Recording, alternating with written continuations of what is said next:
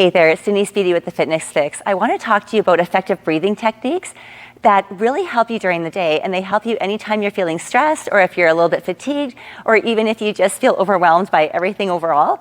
So one of the things you need to know is that with breathing, you really want to start the breaths from your diaphragm.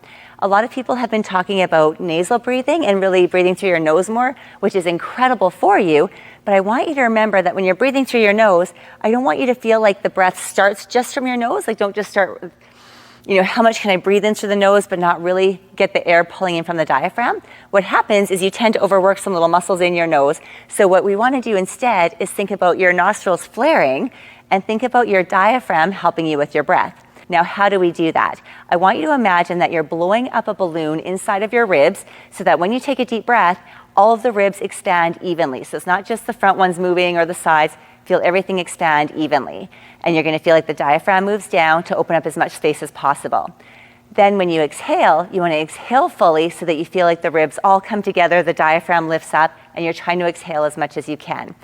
One of the problems with deep breathing, I find, is people tend to, when they're breathing or when they're exerting, sometimes running or training, they tend to start trying to get more air in, and we tend to use what's called our accessory breathing muscles.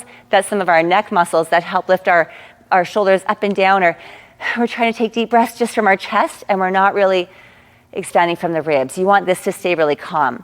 Now, one of the ways to do that is to actually think about having your chest lifted, and you want to have something to anchor your elbows. So one of the things you can do is if you're sitting at your desk and you're trying to take a deep breath and you notice that you're tightening your neck, or you fully exhale and you're pushing your shoulders forwards, if you anchor your elbows behind you, sitting or standing, take a deep breath in and then exhale fully.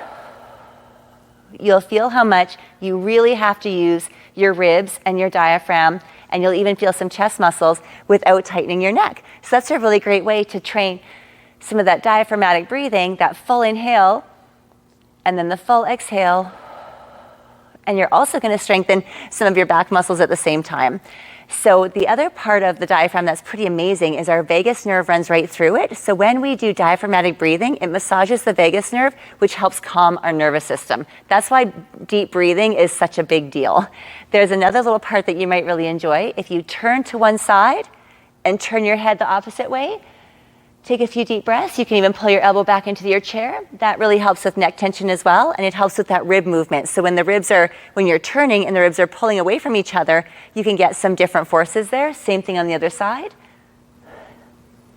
And when you work on that full exhale, try to exhale fully and even sit with it for a second during that exhale.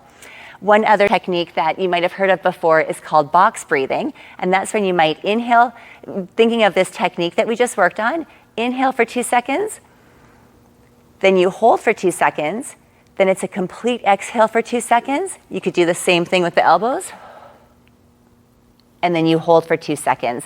So you could do that box breathing anytime, and you can do it for 3 seconds or 4 seconds, so you can play with that anytime. So the quick recap, make sure that you're breathing through your nose whenever you can, but you start the breath from your diaphragm. To not overuse those accessory breathing muscles, you can anchor your elbows. You can also have your arms overhead. That can help, but sometimes people are a little bit tight there, so I like this one as well. You can do some rotational breathing to help the ribs move, and you can work on your box breathing technique to really train that full inhale and full exhale. I hope that this helps and gives you some great tools that you can use during the day. Take care.